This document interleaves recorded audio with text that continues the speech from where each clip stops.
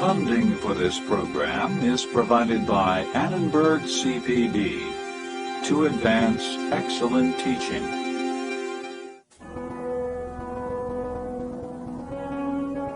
A fertile desert, gigantic tombs, a religion dedicated to immortality, and a ruler who made sure the sun rose each day. Why did this civilization last longer than any other?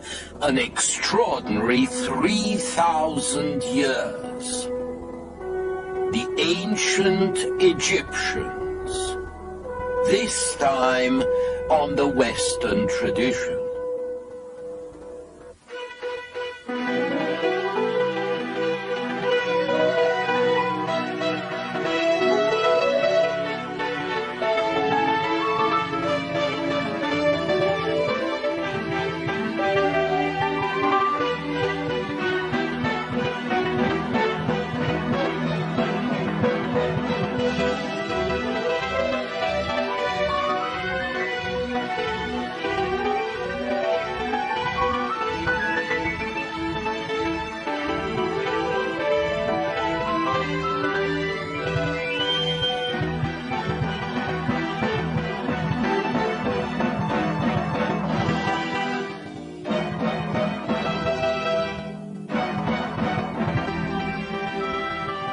And now UCLA Professor Eugen Weber's continuing journey through the history of Western civilization. The Western tradition really begins in the East. That's where the sun rises. That's where the first civilizations arise from which ours would grow.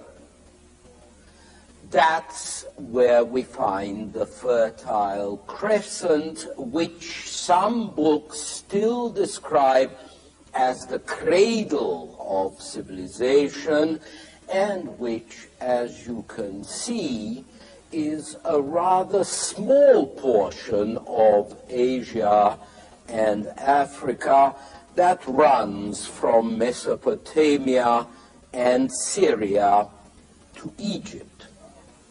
But the importance of this little bit of land can hardly be overstated.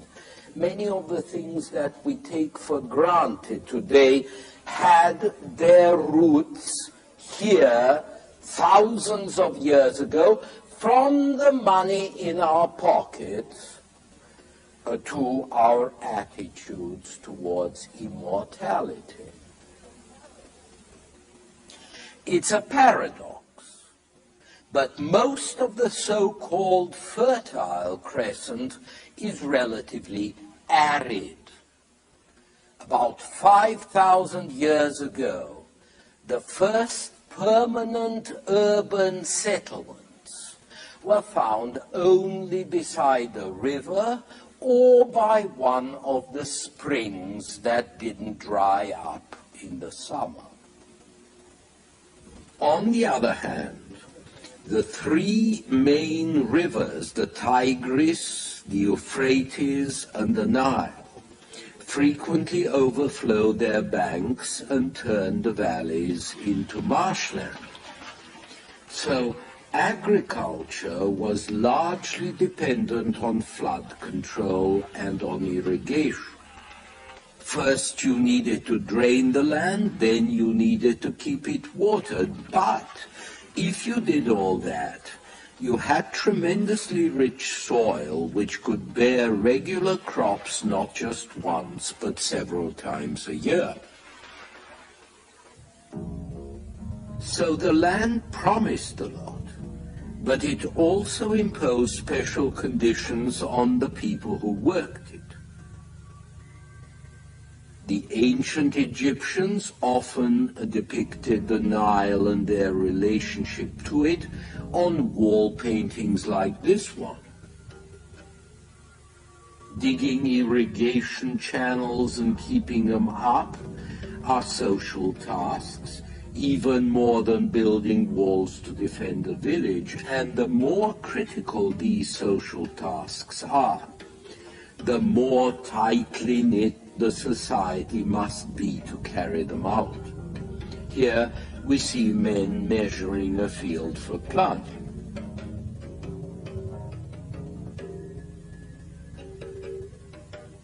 The control of water in the Fertile Crescent also provided society with a very powerful sanction. People who did not conform could be excluded from water. In a temperate climate like that of Europe, there's usually plenty of water, and this sort of exclusion is not tragic. But in an arid zone, you can die of it. And this also helps to explain the early degree of organization among communities in the region.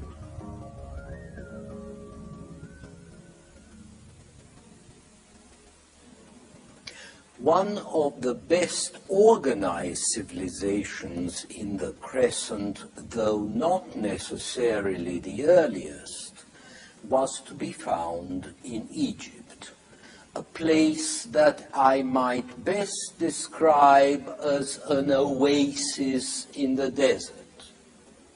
This relative isolation gave Egypt more unity than its neighbors and helped to make ancient Egyptians secure, stable, complacent, and very different from us. We are dynamic, aggressive, curious, interested in change and novelty and progress. The Egyptians were relatively passive. They did not think much about progress.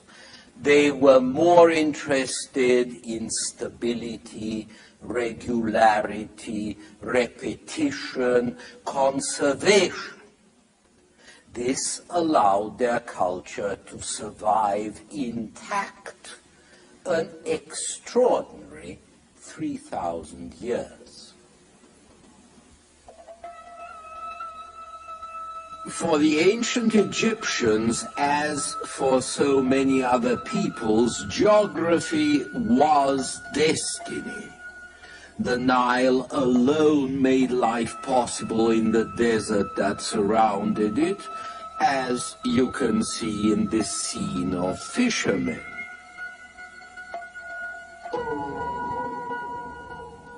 It was about 10,000 years ago that the native population in what was then the Nile swampy valley switched from hunting and fishing to sowing crops. Over thousands of years, they figured out how to drain some of the swamps, turn them into farmland, harness the river water. So the Great Nile served as a lifeline to the Egyptians and also provided a need for cooperative effort and an organized way of life. And this led to a number of crucial developments sometime before 3000 BC. Astronomical charts and a calendar, so you could keep track of seasonal regularities for your crops, and writing to record all this information. The Egyptians used a kind of pictorial writing called hieroglyphics. Each image, each hieroglyph, originally stood for a word. This, for instance, is the sign for cattle. The Egyptians also used signs to represent a sound or a letter. These symbols represent the sounds B, H, and Z. And the word Behez means calf. But because the Egyptians were such a literal people, they always wanted to use pictures next to the symbols. Eventually, they found something a little more practical to write on, a paper-like material which was made from the papyrus plant that grows all over the Nile Delta. The graceful fan of the papyrus reeds would then come to suggest the basic design of the typical Egyptian column, or at least of its capitals, which you can see today in their ruined temples. And so Egyptian culture was shaped by its environment in 100 different ways.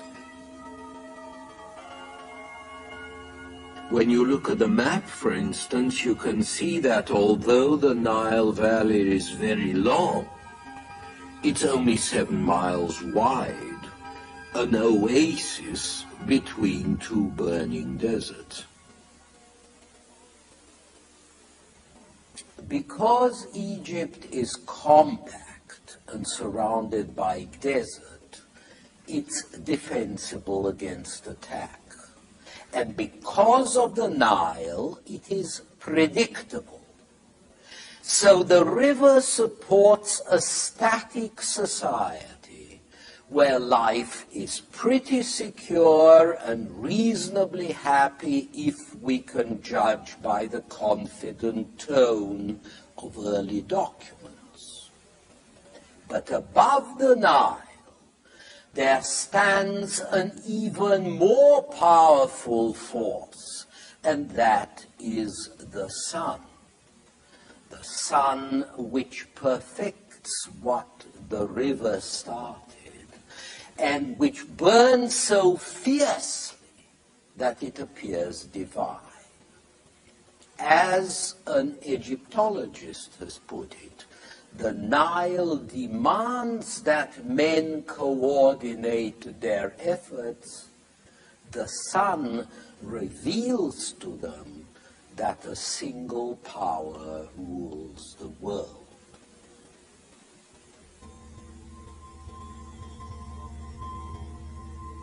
This symbiosis between sun and river valley is reproduced in the two most important gods of Egypt, Ra and Osiris.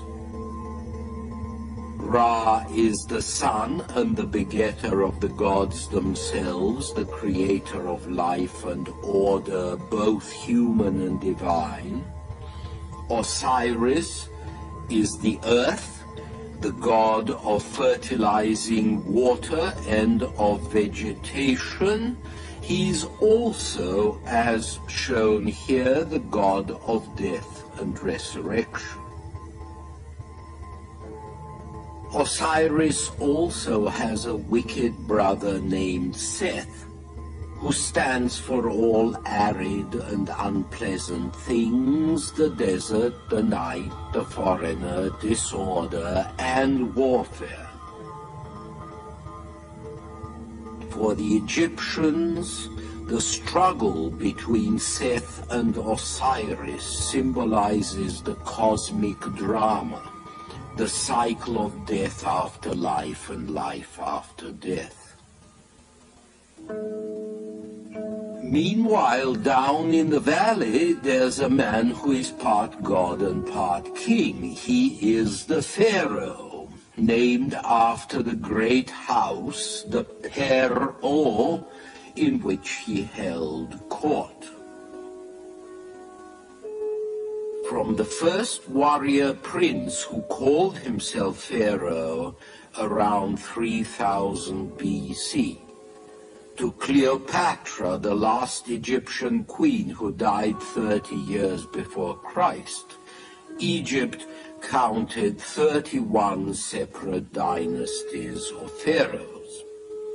To the Egyptians, it was Pharaoh who made sure the sun was going to rise by journeying through the night, symbolized by this leopard, and arriving safely at dawn.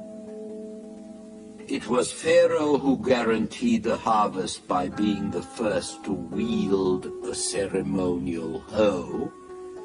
And it was Pharaoh who threw a written order into the Nile as to when the flood should come. Luckily for him, it came so regularly that his command was invariably obeyed. If Pharaoh was a god, he was also the state. He owned everything his people owned, and he even owned the people themselves. All officials acted in his name, all held their offices subject to his divine pleasure.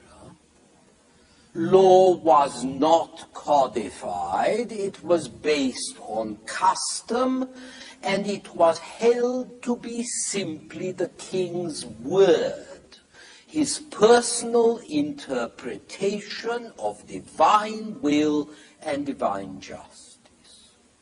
You could not codify these decisions, because every one of them was right for its particular moment and circumstances. And besides, once you wrote down a law, it acquired an impersonal authority of its own, an authority that might compete with the authority of the divine being whose will and whim alone could be the law. Only Pharaoh expressed the ultimate truth and justice and goodness and cosmic force of harmony and order that the Egyptians called Ma'at.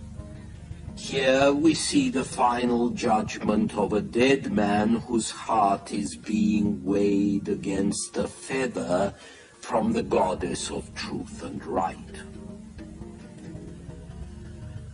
The power of Pharaoh was so absolute, in fact, that he not only controlled the laws of life on earth, but also access to eternity. Only he could be sure of a blessed afterlife going on forever. The only others who could even hope for eternal life were his family and those who went along to serve them in the hereafter. The pyramids indicate just how important a pharaoh's funeral arrangements were. One pharaoh after another built ever more monumental tombs. The very first pyramid was built at Saqqara during the Third Dynasty, and it may well be the first example of stone architecture in history.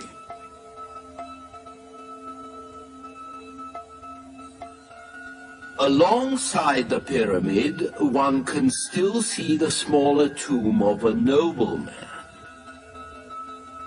Eventually, it was felt that if a noble could be buried close to the royal tomb, and if he could carve or paint his titles on his own tomb, explaining how he had served Pharaoh in the past, how he could serve him in the life to come, then he might have a chance of being taken along. Better still, of course, was to get your effigy right into the royal tomb, like this high official of Queen Hatshepsut, who had his portrait carved behind the doors of her temple, so he could enter eternity with her.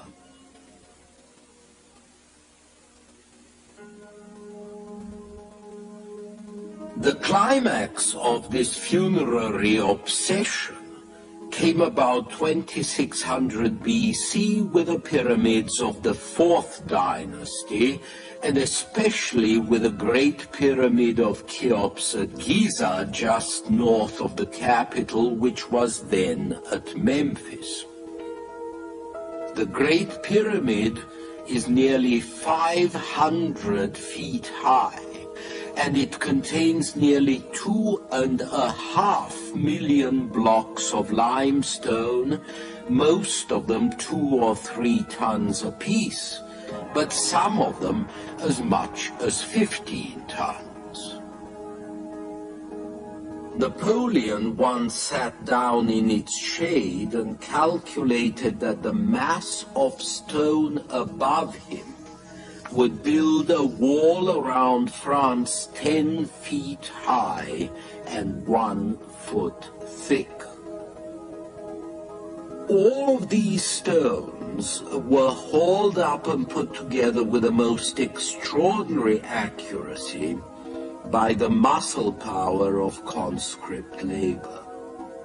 The laborers were put in work camps during the summer months when the river covered their fields and when the flooded surface offered a convenient transit for the stones from quarries on one bank to pyramids on the other. The Sphinx nearby is also monumental, 240 feet long by 66 feet high. But at least it didn't have to be hauled in. It was carved out of a rock that happened to be there.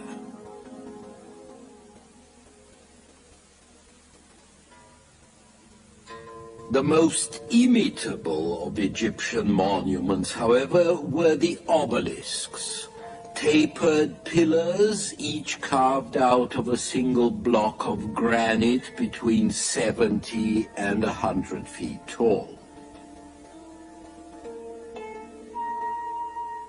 Today you can see them in the capitals of Europe,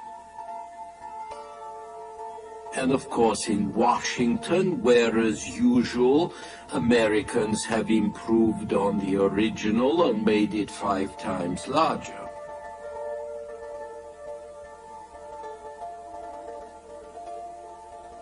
Like the pyramids, obelisks represent and symbolize the shining cone of the sun's rays, and also man's aspirations to immortality, to oneness with the gods. But effort involved in building these monuments couldn't be kept up for long. The drain on the country's manpower and resources was too heavy.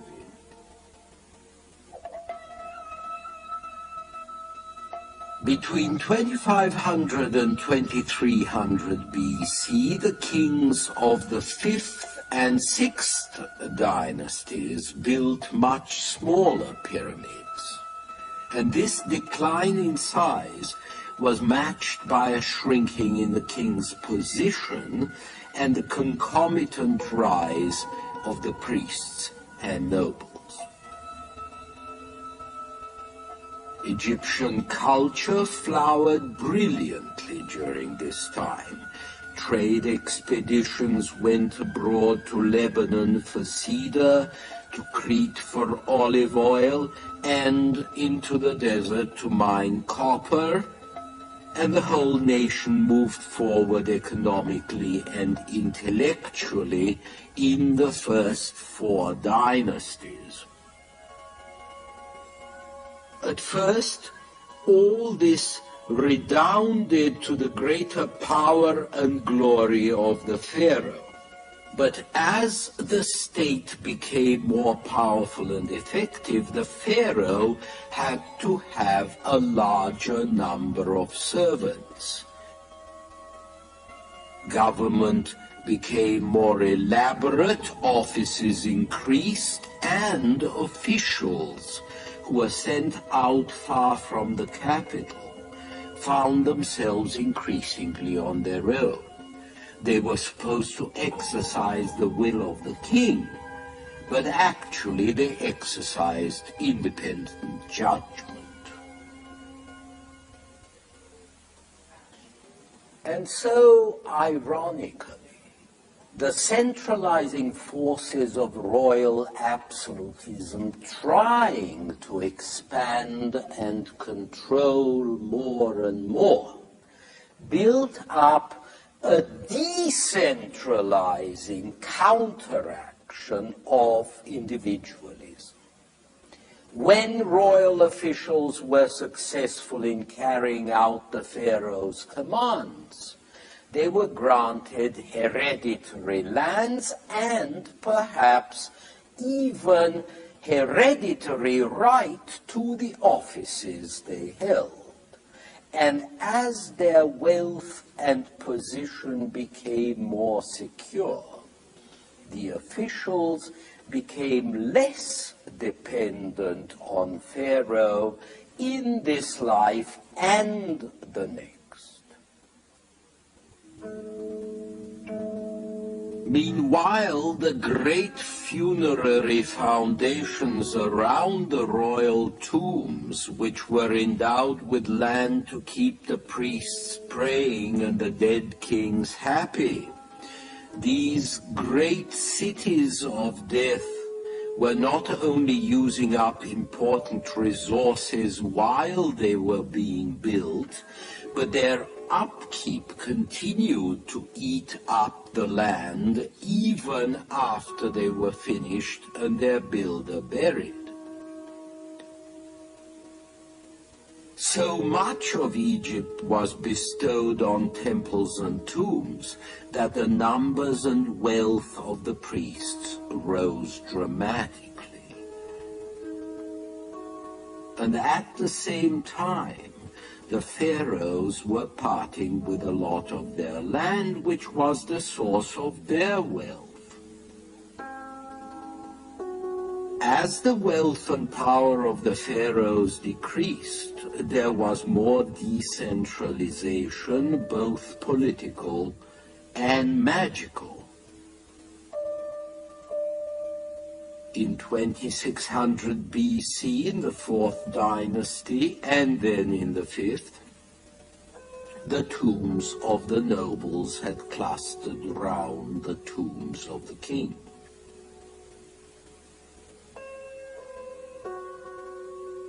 By 2300 BC and the 6th dynasty, a lot of the nobles like this one built their tombs at home in the provinces.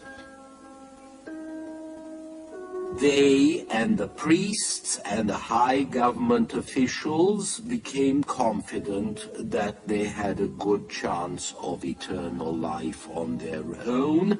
They didn't have to bother Pharaoh. They didn't have to bother with Pharaoh. Not only could they build for eternity, but they could also interpret Ma'at, the justice and truth that was once administered by the Pharaoh alone.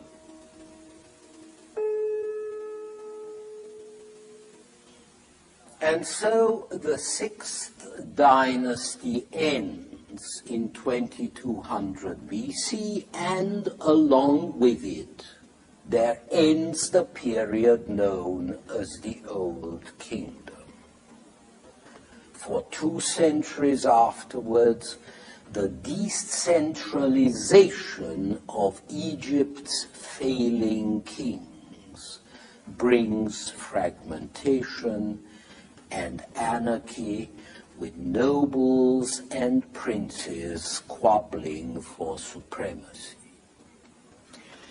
The so-called Middle Kingdom begins when a new dynasty of pharaohs restores order, but it too has a structural weakness. The pharaoh's word is no longer law. Laws begin to be written down, and Pharaoh himself is accepted only as long as he is powerful and alert. With the increasing independence of the nobles, it's only a matter of time before the royal family loses its grip.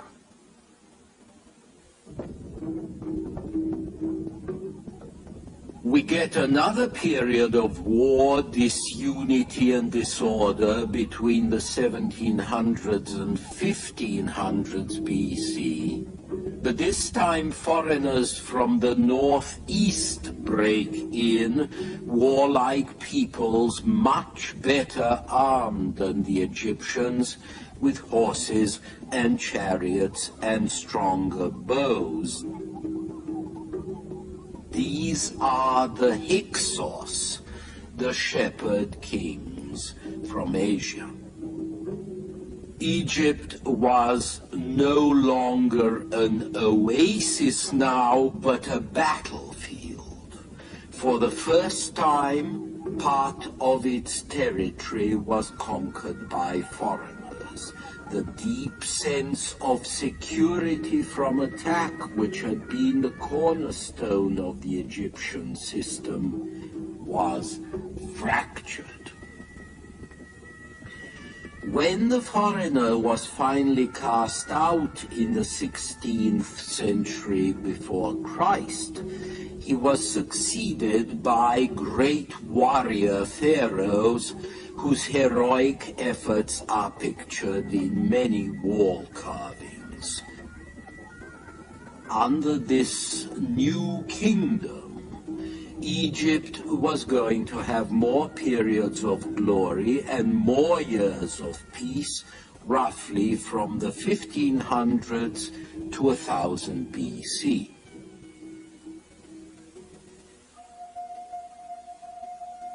Obviously, things weren't too bad, because it's from this period that some very charming paintings survive of people hunting and banqueting, and in one of the banquet scenes, an old blind harpist sings a song which, like all good things in Egypt, is an old song, but one which would continue to be sung for a long time, and this is how the song ends. Spend a happy day, rejoice in the sweetest perfumes. Adorn the neck and arms of your wife with lotus flowers, and keep your loved one seated always at your side. Call no halt to music and dance, but bid all care be gone.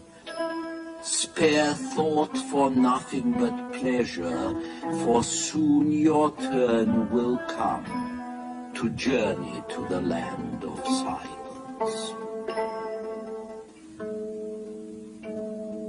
This was nice, but the Egyptians never forgot the Hyksos humiliation, and they became nervous and insecure. The new kingdom was faced with new invasions, and a powerful class of professional soldiers and administrators came to run the country, along with the omnipresent priests. By this time, the power of the divine kings had become a facade for a stiff, formalistic hierarchy and bureaucracy based less on tradition and custom than on rules and laws, less on might than on formal discipline and pietism. Unfortunately for the new kingdom, the Egyptians would rather enjoy life than fight. Military service was always unpopular and armament was frequently backward. So whenever the Egyptians clashed with strong armies, they usually lost, which is what we see happening in the 1,000 years before Christ. After Egypt was last conquered in 330 BC by Alexander the Great, it was ruled by the Ptolemies, descendants of one of Alexander's generals, until the last dynasty came to an inglorious end with the suicide of Cleopatra and colonization by Rome. But the most fascinating thing is that all this time the image of Pharaoh remained the same. The Egyptian ideal, the conventional style and models established 3,000 years before, these endured longer than anything in the Western world.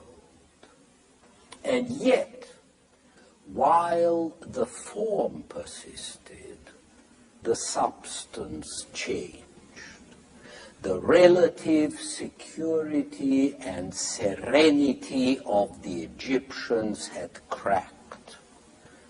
The song of the harper continued to be sung, but its words didn't mean anything anymore, or else they referred to a golden age long ago and far away.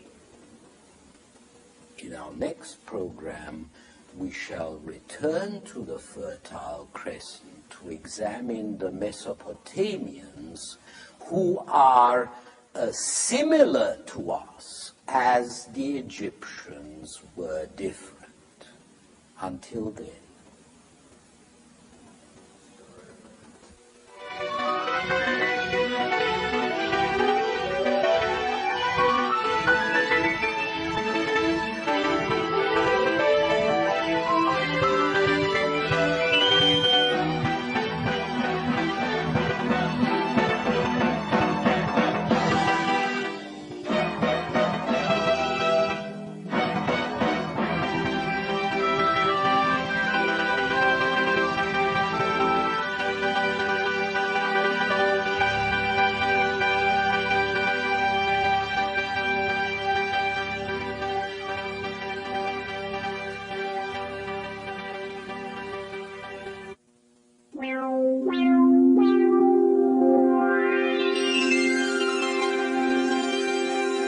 Funding for this program is provided by Annenberg CPB to advance excellent teaching. For information about this and other Annenberg CPB programs, call 1-800-LEARNER and visit us at www.learner.org.